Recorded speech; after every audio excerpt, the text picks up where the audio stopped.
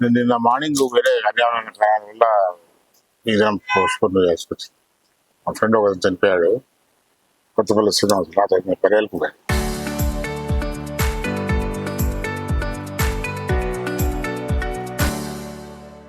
ఇక్కడ ఏంటి వినోద్ బాబు 4 పోయి ఖచ్చితంగా దర్బలం కాల్చి కూర్చోవాలి. ఏంటిది పొలిటికల్ గా మీరు మాట్లాడినానికి మేము ఏం చేయొచ్చు? కత్తులు పెంచుతారు మాకు. అందరూ మాకు మేము ఉపకారం మేము మాకు తినేవాళ్ళం. మేము మాకు రియాక్ట్ అయ్యి కరెక్ట్ ఏం కావాలి ఆశ్రమం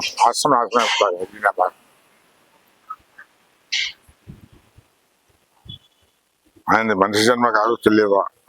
ఇక ఎవరి జన్మ impeccable character Chandrababu Naidu, impeccable character. ఒక అలిగేషన్ ఇచ్చినారా ఈ దినానికి ఏ విట్నెస్ కూడా క్రియేట్ చేయలేక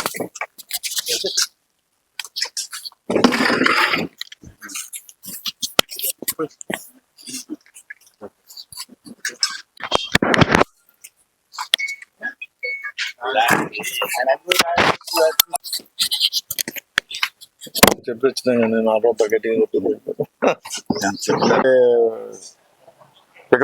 పెట్టుబడి లేకుండా ఏం ఇండస్ట్రీస్ వస్తాయి? ఏం ఇండస్ట్రీస్ లేకుండా ఎంప్లాయ్మెంట్ జనరేషన్ ఎట్లా జరుగుతుంది? సంపద ఎట్లా సృష్టించబడుతుంది? అర్థం మీకు బేసిక్ ఫండమెంటల్ పిల్లలు చిల్లర ఎకనామిక్ చేయగలుగుతావు, చెప్పగలుగుతావు. ఇంకా సంపద లేకుండా అభివృద్ధి ఎట్లా జరుగుతుంది? సంక్షేమం ఎట్లా? సంక్షేమం అసలే జరగదు. మాల్ అడ్మినిస్ట్రేషన్ జగన్ పరిపాలన చూశారు. మీ మీడియా ద్వారానే తెలుసుకున్నాం మేము చాలా మేము చూసాం కూడా. రాష్ట్రంలో వ్యవస్థలు ప్రజాస్వామ్య వ్యవస్థలు నాశనం అయిపోయినాయి, ధ్వంసం చేశారు. భారత బాధ్యత కలిగిన పౌరునిగా నేను ఒకళ్ళ చూడలేకపోయా. అబద్ధపై నేను ఈ విధంగా ఉండలేదని చెప్పాను. అదే అధికార పక్షం చేస్తున్న పాపాల్లో నేను భాగస్వామిని ఉండదలుచుకోలేదు.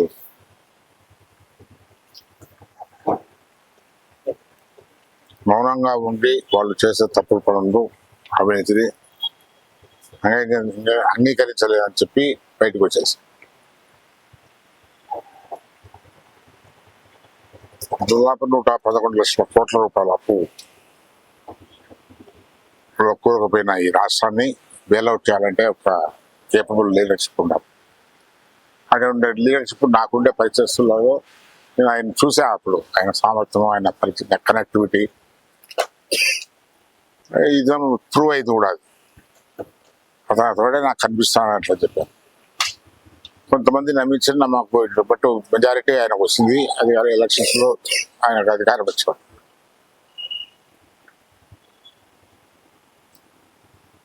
నిజం ఆయన అనుభవం ఎంత అవసరం ఉపయోగపడుతుంది. అదే ఆయన అనివార్యంగా అధికారం అప్పచెప్పాల్సిన పరిస్థితి రాష్ట్రానికి వచ్చింది.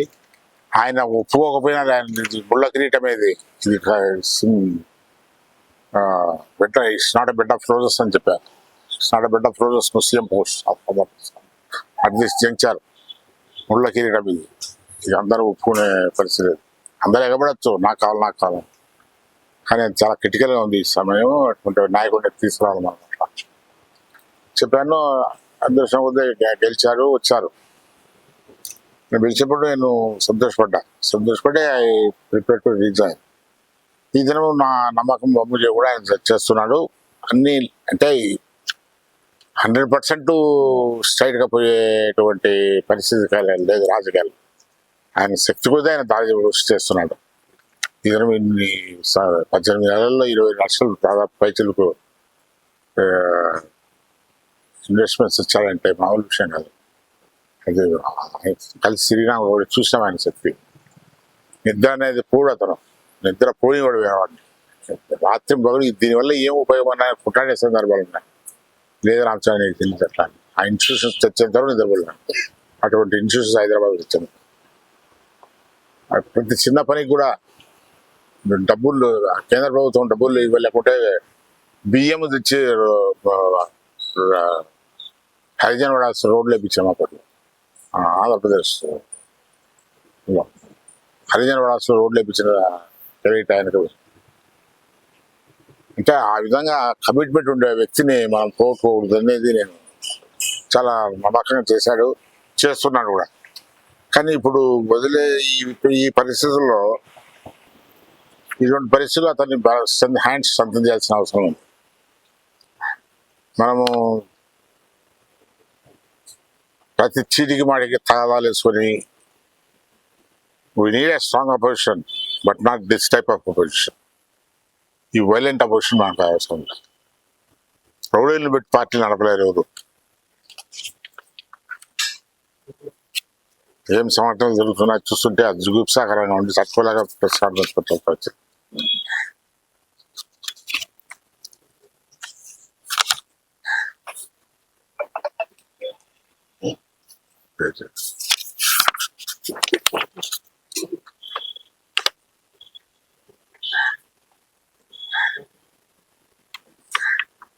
ఇప్పుడు చంద్రబాబు నాయుడు గారి ఎక్స్పీరియన్స్ కానీ, ఆయన కనెక్టివిటీ కానీ, ఆయన ఎక్స్పోజర్ కానీ ఎంతో రాష్ట్రానికి ఉపయోగపడింది. ఈ 18 months లో ఆంధ్రప్రదేశ్లో ధ్వంసమైన వ్యవస్థలన్నీ వేగంగా పుంజుకున్నాయి. అన్డౌటెడ్ గా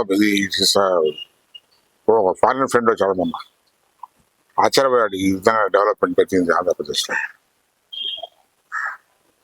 సకాలంలో ప్రభుత్వ వరకు పెన్షన్లు, సాలరీస్ వస్తున్నాయి. ఇంతకుముందు ఆ విధంగా వచ్చేది కాదు. So it is not that every needed by Chandrababu Naidu is perfect in interest. But ప్రజలను దృష్టిలో పెట్టుకుని ఆయన ఏ నిర్ణయాలు చేశాడు. 5 కోట్ల తర్వాత 5 సంవత్సరాల తర్వాత 3 rounds ఇంక్రీజ్ చేశాడు జగన్. నేను I'm not questioning, maybe economic conditions ఆ విధంగా ఉన్నాయేమో అసలు తెలియదు, మనకు తెలియదు. కానీ బట్ ఇదేమో 4 క్రిటికల్ టైమ్స్ లో కూడా చాలా తెలివిగా 4,000 ఇస్తున్నాడు. ఎన్డీఏలో భాగస్వామ్యం కావడం వల్ల రాష్ట్రానికి ఎంతో దాదాపు పోలవరంకి వచ్చే ఈ సంవత్సరం బడ్జెట్ లో ఎక్కువ నిధులు ఇచ్చారు. అమరావతికి ఇచ్చారు, పోలవరంకి ఇచ్చారు. కేంద్రం నుంచి మనకి 2 మంత్రులు, దాని వల్ల కూడా చాలా రాష్ట్రానికి లాభం జరిగింది. రాష్ట్ర ఇమేజ్ కూడా కమిటీ ఆఫ్ స్టేట్స్ లో కానీ, కమిటీ ఆఫ్ నేషన్స్ లో కానీ పెరిగింది. రాష్ట్ర ఇమేజ్ అన్డౌటెడ్లీ పెరిగింది, చాలా రెస్పెక్టబుల్ పెరిగింది. మేము interacting with many people, many leaders. ఇప్పుడు ఆంధ్రప్రదేశ్ అంటే ఒక రెస్పెక్టబుల్ స్టేట్ గా కనిపిస్తుంది. ఇట్స్ ఒక గేమ్ చేంజర్. అది గూగుల్ సెంటర్ రావడం మామూలు విషయం కాదు. అది ఆంధ్రప్రదేశ్ ఒక సెంటర్ గా లొకేట్ చేయటం వాళ్ళు పెద్ద multinational company. It's game changer. అన్ని ఇప్పుడు విశాఖలో ఇంటర్నెట్ హబ్ ఒకటి ఏర్పడుతుంది. ఈ విధంగా ఒక్కొక్క ఏ ఏరియాలో ఏం డెవలప్ చేయాలో హబ్గా క్రియేట్ చేసుకున్నాం సార్. It's innovative mind. అతను నిత్యం ఇట్లా ఆలోచనలు ఉండేవాడు. ఇది అందరికీ రాదు ఈ ఆలోచన. రాయలసీమలో హార్టికల్చర్ హబ్ చేయాలా, ఎందుకంటే ఇంటెన్సివ్ అగ్రికల్చర్ లేదు, వాటర్ ఇరిగేషన్. దీన్ని ఒక డ్రై ల్యాండ్ ఏరియా, ఇక్కడ హార్టికల్చర్ బాగా పెరుగుతుంది. హార్టికల్చర్లో దీని ఒక కోనసీమ, దానికి ఒక అక్కడ ఏ ప్రొడక్ట్స్ ఉంటాయో కోకోనట్, ఫిషరీస్, అవన్నీ అటువంటివన్నీ చేస్తున్నాం. అదే నేను ఇవన్నీ పాయింట్అవుట్ చేసి ఈ 11 months లో 18 months లో achievements of Telugu Desam Chandrababu Naidu leadership నేను టైప్ చేశాను. ఫస్ట్ చెప్పాలంటే అంత ఓపిక లేదు. దయచేసి మీరు తీసుకోవాలి, నేను ఇస్తాను, సర్ప్రైజ్ చేస్తాను మీ అందరికి. నేను ఇప్పుడు నా అప్పీల్ ఏమంటే, ఇప్పుడు కొందరు నేతలు రెచ్చిపోతున్నారు. ఎందుకు బిహేవ్ చేస్తున్నా నాకు అర్థం కాదు. వైసీపీ అయితే ఇష్టానుసారంగా చంద్రబాబు నాయుడు అతని ఏజ్ రెస్పెక్ట్ చేయకుండా, అతను is the senior most leader among the committee of leaders in Andhra Pradesh. ఆంధ్రప్రదేశ్లో అంత పెద్ద లీడర్ లేరు. అటువంటి లీడర్ని పట్టుకొని మీరు ఇష్టం వచ్చినట్టు మాట్లాడుతున్నారు. మీకేం హక్కు ఉంది? పేరు నేను పెట్టిన వాళ్ళు దండకాలు మాట్లాడుతున్నారు ఎక్కువగా. వాళ్ళ లీడర్ను కించేసానికి ఇంకా వేరే మీద పర్ఫార్మెన్స్ చూపించి ప్లే చేయి. ఇట్లా ఎదుటి పార్టీ చిటిగా లీడ్ చేయాల్సింది. మీరు ఇష్టం వచ్చినట్టు మాట్లాడుతారా? ఇష్టం వచ్చినట్టు బిహేవ్ చేస్తారా? ఏ పార్టీ కార్యకర్తగా ఎంతవరకు సమయం ఇట్లా మాట్లాడితే చిన్నది. ఆయన అంటాడు జగన్ వాళ్ళ ఒక పార్టీ లీడర్ను నచ్చి వాళ్ళు ఉద్యోగం కార్యం ఒక సందర్భం చెప్పాడు. ఆయన రెచ్చిపోయారని మేము రెచ్చిపోలేం.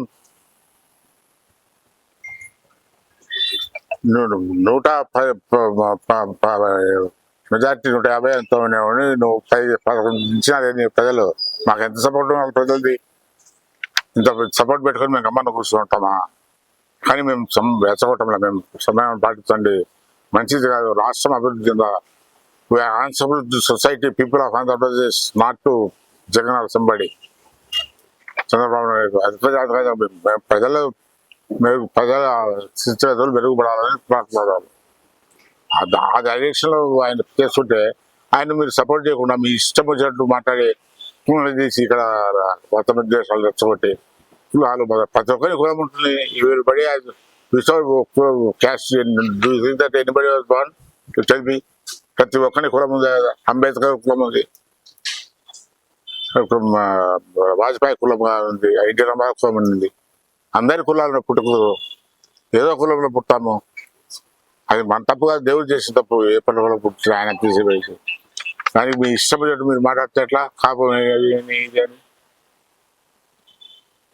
కాపు చేసేంత మాత్రం ఎంత తప్పైనా రాసిపెట్టారు. మళ్ళీ అంటే ఎస్సీ చేసినంత మాత్రం తుచ్చాయటం ఏంది ఇది? మీరు చేసిన తప్పులు లెక్కలేగలం. అర్థం చేసుకొని ఎనగానే ఒకసారి ఇంట్రావర్ట్ ఆలోచించాలి. ఆ ఇంట్రాస్ట్రక్షన్ లేకుండా బిహేవ్ చేస్తాడు. ఇంతకుముందు పట్టాభి ఆప్షన్స్ వస్తున్నాడు, అతనితో మాట్లాడని తెలుగుదేశం పార్టీ పైన దాడి చేశారు. ఇలా కారణం ఆయన ఇంటి పైన దాడి చేశారు. అప్పుడు జగన్ ఏమన్నాడు? ఆయన లీగల్లో కామెంట్ చేస్తే హెచ్పినాడు, బీపీ బిహేవ్ చేశారు. మాకు మేము ఒప్పు కామెంట్ మేము మనలో బీపీ పెరిగే వాళ్ళు చాలా మంది ఉన్నారు. ఇట్లా బిహేవ్ చేపిస్తామా? కంట్రోల్ చేయాలని లీడర్నే కంట్రోల్ చేయాలను. ఎవరి లీడర్ ఉంటే రాలేదు. సొసైటీ ముఖ్యం మనకు, మన పార్టీ కాదు, మన కార్యకర్త కాదు. చెప్పాల్సిన అవసరం వచ్చినామంటే చెప్పదలుచుకోవాలి. ఎందుకంటే వినియోగం కాదు. రాజకీయాల్లో హింసకు తాగలేదు, హింసకు వేరే తాగులో ఉంది. ఈ జిల్లాను సర్వనాశనం చేశారు మీరు. మీ మీ కుటుంబం పాత్ర ఎంతో తెలుసు హింసాత్మక ఈ జిల్లాలో. పబ్లిక్ మీటింగ్స్ లో చెప్పాము మేము, వెంకటేశ్వర స్వామి పరిగెత్తాను రా, ఎందుకు 5 ఏళ్ళు నన్ను కాపాడిన మిమ్మల్ని కాపాడుతాను అప్పుడు నేను చెప్పాను పబ్లిక్ మీటింగ్స్ లో. మా ఇంట్లో ఉంది వెంకటేశ్వర స్వామి విగ్రహం, వచ్చి కాపు దండం పెట్టుకోండి ఎట్లా అడిగినప్పుడుంటా. ఏమైంది ఇప్పుడు? అది నువ్వు దేవుడిని ప్రార్థన చేసే పరిస్థితి లాగా సెట్టింగ్ పెట్టుకో మా ఇంట్లో. ఇది తప్పు, ఇది చేశాను తప్పు, మూడోలానే తప్పు అని చెప్పి అంత మాత్రాన రచ్చిపోవడం మాట్లాడటం, లీడర్లో మాట్లాడటం ఏంటి? లేదా రేపు అసెంబ్లీకి రండి, మీ అందరూ వచ్చి మాట్లాడండి, మీరు అభిప్రాయాలు ఏం మాట్లాడతారు? This is proper forum created. మీరు ఏసీఎస్ ఫోరం ఉంది కదా, మీరు ఎక్కడ మాట్లాడాలి అక్కడ మాట్లాడరు.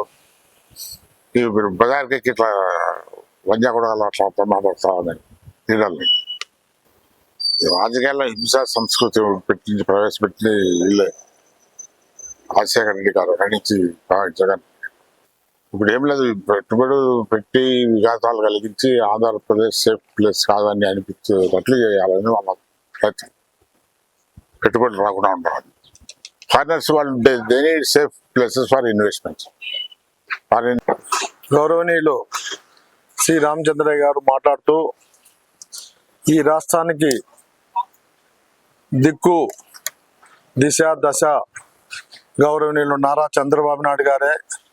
ఈ దినం గ్రోత్ రేట్ అయితేనేమి, అదేవిధంగా ఇండస్ట్రీస్ అయితేనేమి, గతంలో ఏ విధంగా హైదరాబాద్ ఉమ్మడి రాష్ట్రం ఉన్నప్పుడు ఏ విధంగా అక్కడ డెవలప్ అయిందో ఆ విధంగా వైజాగ్ను, ఈ ఆంధ్రప్రదేశ్ డెవలప్ చేయాలనే ప్రయత్నంలో భాగంగా చేస్తూ ఉంటే, ఈ దుర్మార్గులు ఈ జగన్మోహన్ రెడ్డి ఈ దినం విమర్శించడం చాలా శోచనీయం అని చెప్పి ఆయన చెప్తున్నాడు.